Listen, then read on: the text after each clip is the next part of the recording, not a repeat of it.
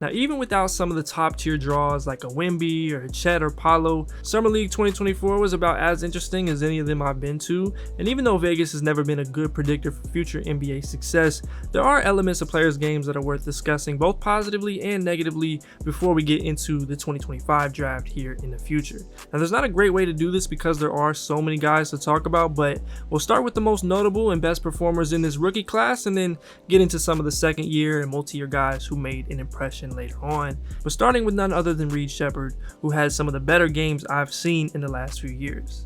I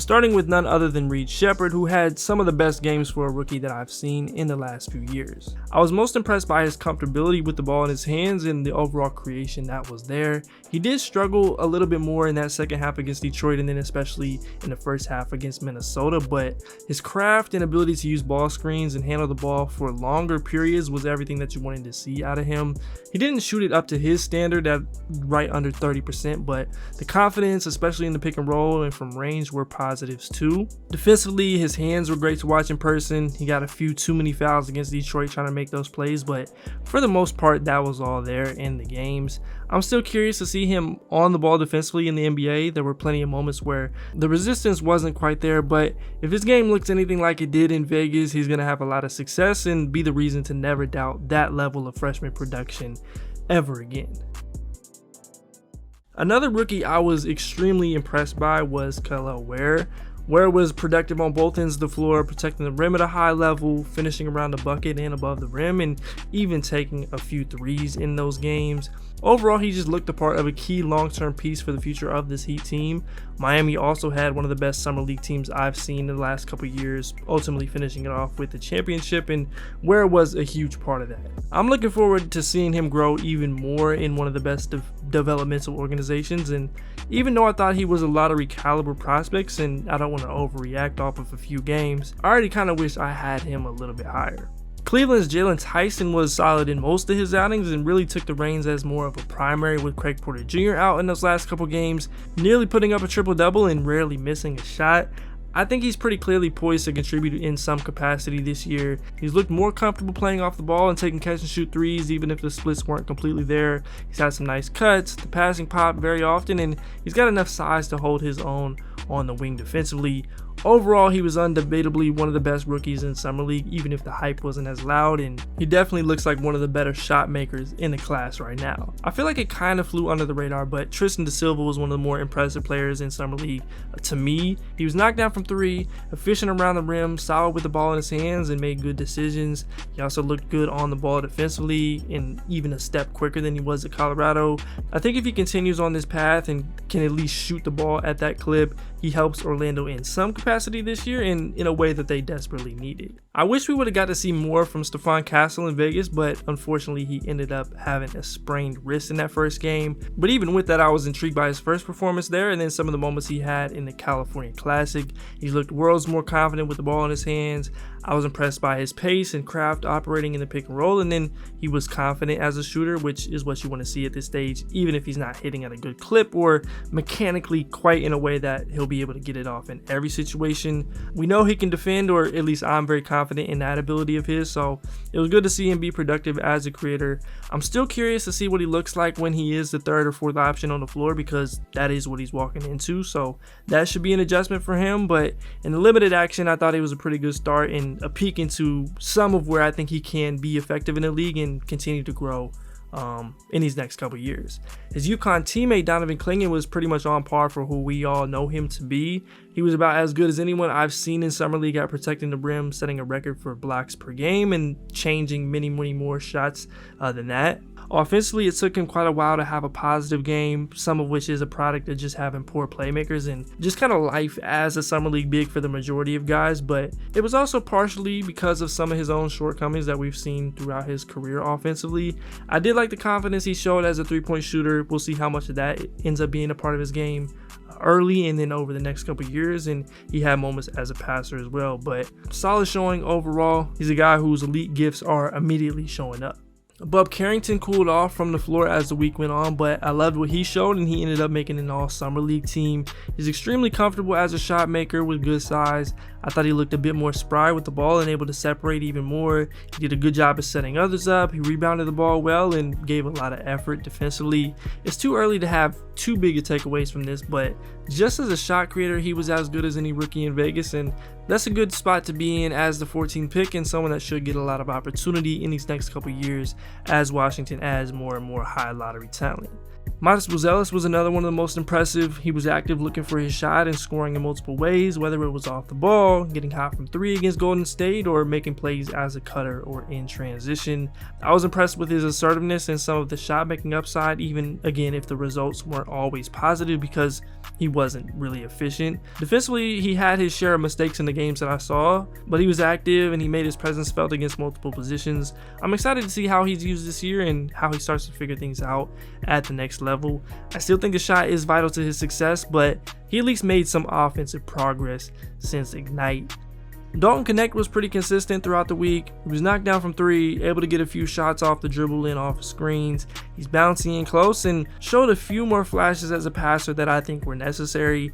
I don't have too much else to say other than that. I think he'll be a bit limited off the bounce when guys aren't falling for that hezzy in his left hand, but he was what you wanted to see from an older rookie, and definitely for someone that had a bit of a rougher start in the California Classic.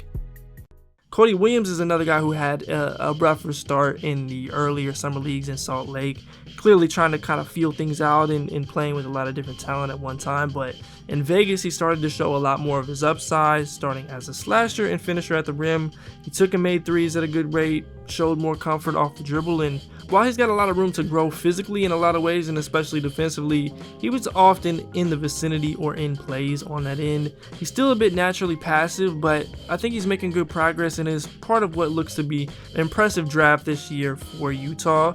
Holland was another guy who did about what I expected. He's still a bit out of control at times and didn't shoot it well until later on, but I like the confidence he showed as an offensive player. His energy always stood out as usual, especially on defense, and then he just found a way to be productive in each outing. He's definitely still a work in progress and someone that'll be an interesting fit with their current roster, but if I'm Detroit, I feel pretty good about picking him at 5 just from a talent perspective based on what he showed throughout the week. I was also very impressed by Detroit's other draft pick in Bobi Klintman.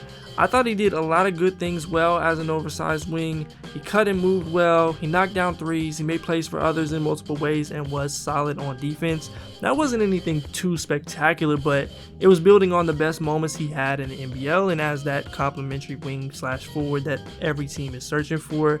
I'm not sure what type of opportunity he'll get immediately this year, but to be honest, as long as the shot stays anywhere near it was and just respectable, he's going to have a chance at outperforming his draft slot in a major way and carving out a long-term role. I thought Johnny Furphy started off things on the right note for Indiana. He didn't do too much different in terms of creation or on defense from what he showed at KU, but the confidence as a shooter, the off-ball movement, and his athleticism stood out in a significant way, and he looks the part of an eventual complementary wing. I think it'll probably take him a year or two to really emerge, especially if it is in Indiana with all the guys that they have on their roster, but I still think he's great value at 35 in a draft like this, considering who was taken before him. Terrence Shannon's athleticism, slashing ability, and defense made him stand out. He had a ridiculous poster against Yves Missi early on and stayed productive throughout, even in what seemed to be an effort to limit his role in the preceding games, or maybe it was just the injury the whole time. He's another guy that was pretty much what I expected. The 3-ball will continue to determine a lot for him as it has the last 3 years, but he's got the potential to make an early impact on a good team as sort of a spark plug off the bench. OKC is in need of another secondary ball handler with the exit of Josh Giddey, and I think AJ Mitchell might just be the guy. He stood out in Utah and took that game to Vegas, showing off his elite craft, his ability to make plays for himself and others and do it efficiently from multiple parts of the floor. I still want to see him take and make more threes, and I think that'll be vital to his success in some ways, but beyond that, he was excellent. I thought he really took the reins as a passer well and should compete for a rotation spot this season based off of what he showed so far. And getting into some of the top picks here, Zaccharie Risacher ended up getting shut down early with a quad contusion, but he was solid, specifically in his debut. I was pretty intrigued by some of the stuff he was doing off the dribble, even if it was still a bit perimeter oriented and didn't result in points every time. He made solid decisions. He was solid on the ball defensively versus a number of matchups, and I thought he was fairly aggressive, at least for periods, for his standards. He's going to have to get stronger and hone in on being as great a shooter as possible, but I like where he's at, and personally, I wish he could have got a few more reps in. And what's a great setting for that, as it's mostly meaningless and low stakes. But I know there's always going to be high standards when you're the #1 pick, but a standpoint of looking for someone that's going to contribute, I think he at least checked some of those early boxes from what he showed. The 8th pick in Rob Dillingham didn't have the best showing as a shooter until the last game, where he put up 25 and 12, but there were a lot of positives even in the games that he didn't shoot it well. I thought he did a great job of setting up his teammates and drawing in the defense as a playmaker.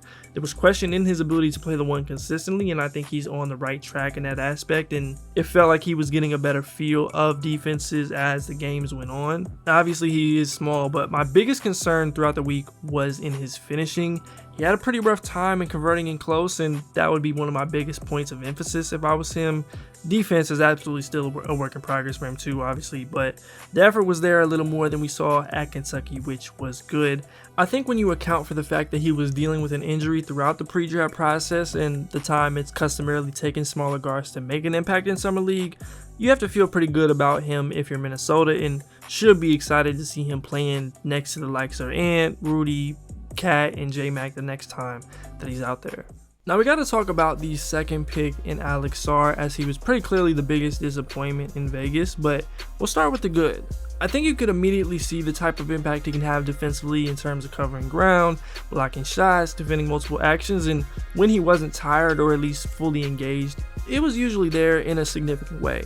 I also loved what he did as a passer, and I have a ton of confidence in that being a big part of his offensive game down the line. He also made the game-winning assist after getting an offensive rebound in his last game, but beyond that, in a few flashes here and there, it was a much bigger work in progress. His inability to finish near the rim and through contact, his affection for never actually getting contact on screens, and his struggles as a shooter led to him going 0 for 15 in the game, and just generally having struggles on that end of the floor. Now, nothing he showed was necessarily a huge new development, but he's going to need to lean into the big man responsibilities more, continue growing as a shooter, and just play with a bit more fire on both ends of the court. I still think he's going to be fine, but his limitations were more prominent than any time I've seen since his first year and a half with OTE. And hopefully with the actual NBA team, his role is a little bit more pointed and things are laid out to him fairly clearly over these next several months as they get into training camp. Jared McCain didn't shoot it particularly well, so when you look back, it doesn't look great at all, but I thought he looked solid starting in Salt Lake. He looked very comfortable handling the ball and playing point guard. He had some impressive drives and some off-foot finishes. His strength and competitiveness showed up, and he got to the line very often. He's still probably best suited for more of a combo guard role. I think that's what fits him most naturally, but it was good to see him do a little bit more than he did at Duke, and I'm very confident this shot will be there. They just didn't happen to fall yet. I said I didn't want to bet against Cam Spencer, and while it is too early for conclusions, I probably should have had him at least somewhat higher, and I kind of knew it. He was lights out in his games as a shooter and passer, and you could just see the competitive fire more in person. When he got hurt, I actually heard him losing it in the back, or that sort of like curtain area where they take players, just kind of showing the type of competitor he is and how frustrating it is to not be out there with his team and be able to show his game. But yeah, I'm not sure what his role looks like immediately in Memphis, but I wouldn't be shocked at all if he somehow breaks through, and if there's an injury, he steps up in that spot. Keeping it in Memphis, I love Zach Edey's start in Salt Lake City. He, of course, turned an ankle, and then when he played in Vegas, he turned the other ankle, which was unfortunate, but I think it's already clear the type of interior presence on both ends that he can be. I still have some concern in his ability to handle the league's best pull-up shooters in the pick and roll, and just the task that it will be to cover ground at times. But the screening, play finishing, and rim deterrence inside should immediately help Memphis, even if it's just for 20 to 25 minutes a night. And again, I didn't get to see him play in person, but just seeing him stand up on the bench and be near the action, he's ridiculously tall. As crazy as it might sound, from just an environment perspective or crowd reaction point of view, Only Victor Wembanyama has rivaled what Bronny James attracted in Vegas. Sure, Lonzo Ball and Zion are probably the ultimate standard, but I wasn't there in person for those. But the crowd just hung on to every single thing he did in such a fascinating way.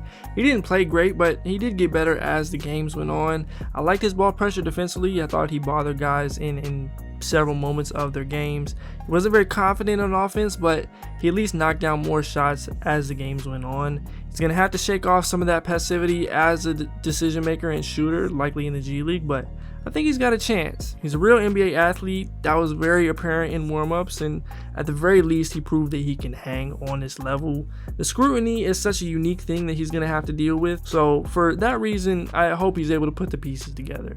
Now, you could justify it with fit for a lot of those teams in the first round, but Isaiah Collier falling to 29 already looks like great value for the Jazz. He looked like Utah's best player for multiple periods of Summer League, and his ability to make plays in the open floor, get to the bucket, and make plays for others while doing more and more as a pull-up shooter was really impressive. Sure, there's still a level of pace he needs to add. He's not complete as a shooter at all. Defensively, he's a work in progress, but I think he's going to compete for minutes as a rookie, and he has a gear that pretty much nobody else has on this roster in terms of creation potential. Collier Filipowski's skill set as a 7-footer was on full display in their games as well. I still wonder what level he can reach as a shooter and the type of importance that'll be to unlocking things in his game, but being able to put it on the deck, grab and go in transition, score inside, hit little fades, it was all there, and he gained confidence as the games went on, especially in that last one against Detroit where he had 20 in the first half.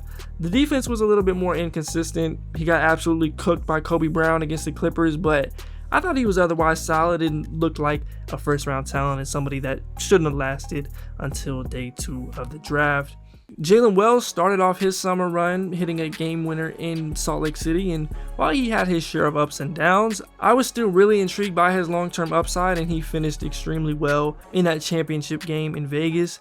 Watching him warm up, I'm even more confident he's going to be one of the better shooters from this class, and it showed multiple times in game on one of the best teams out there.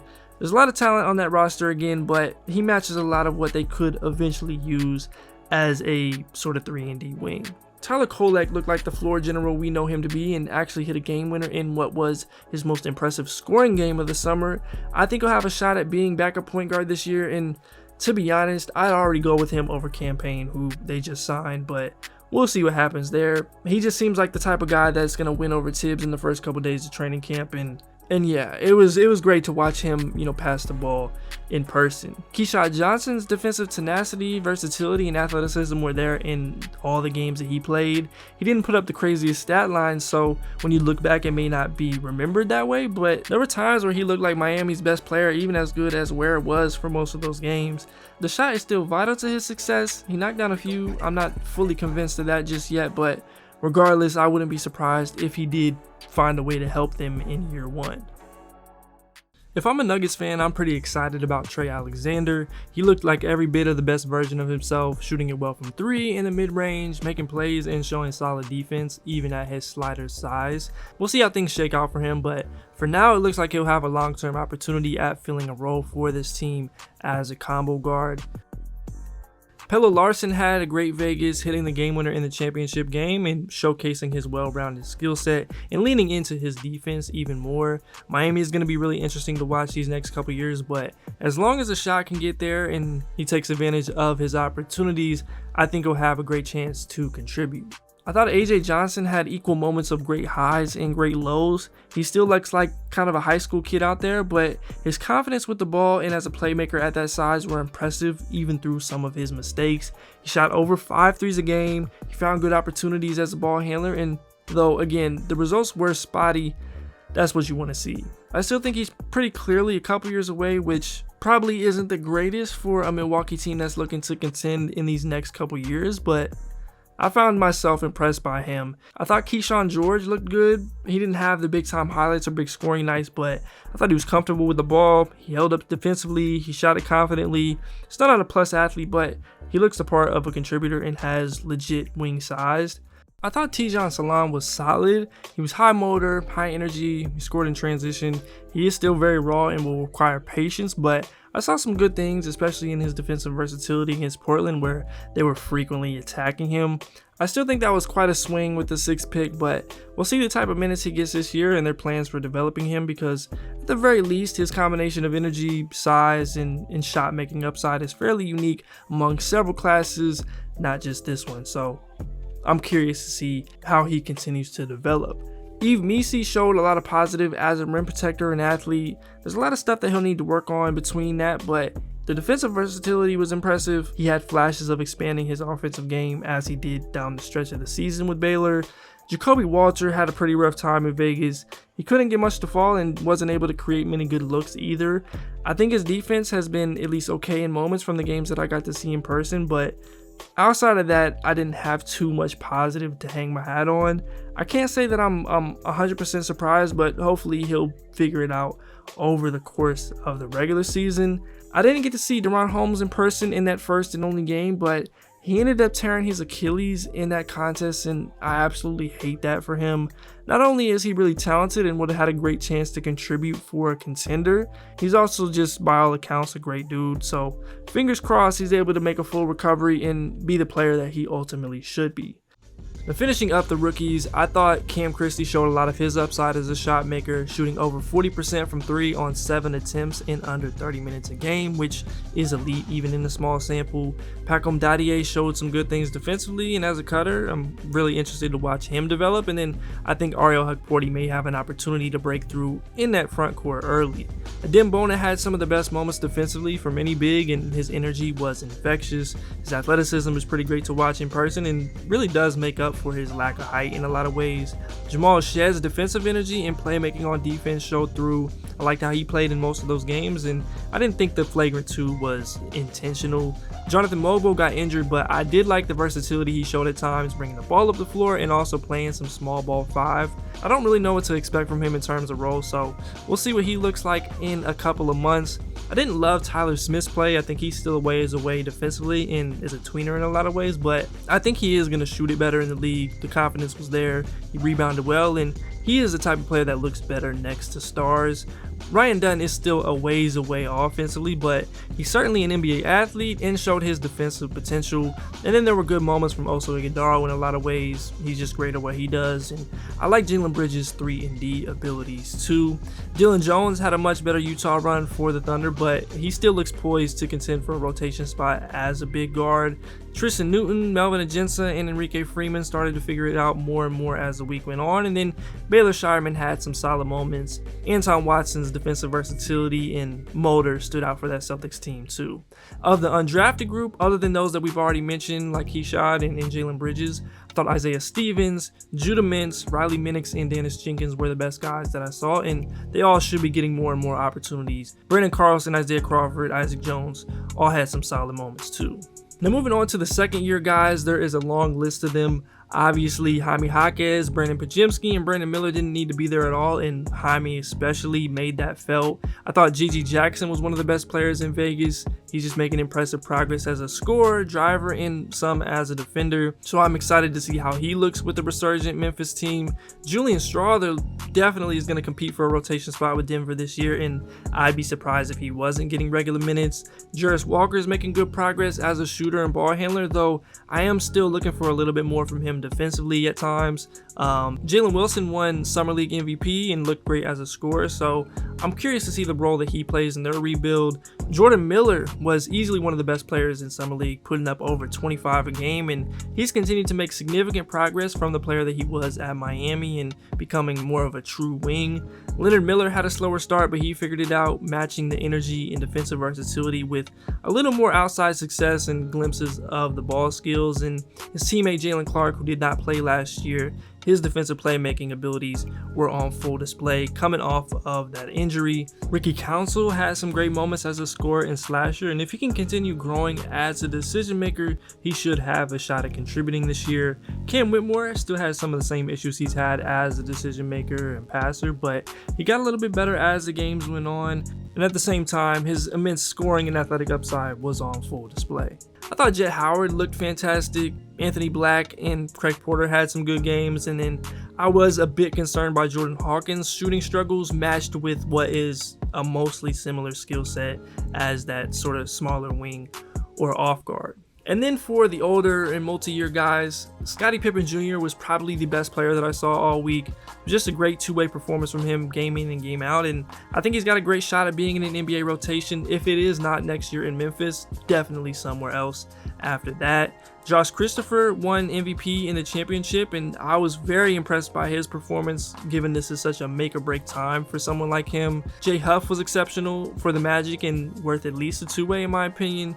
Keon Ellis was another one of the best players that I saw. I think Neemias Queta looks like he'll be able to help Boston a little bit more this year and get into that front court rotation, especially as KP is out.